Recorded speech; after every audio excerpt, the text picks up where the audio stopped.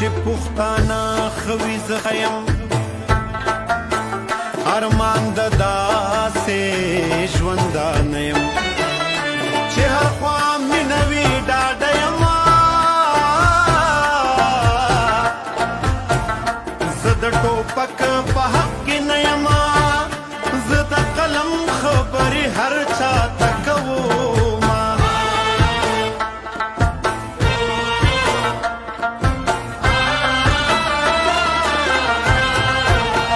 د محتاجۍ نه امان غواړم د بېوسۍ نه او امان غواړم د غلامۍ نه امان غواړم ستا د یارۍ نه امان غواړم قیمت غمې یم د 2 روپو په شمه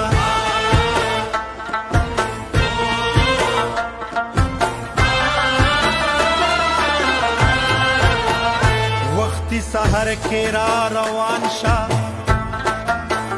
په تور څادر کې را روان شه په دې باور کې را روان شه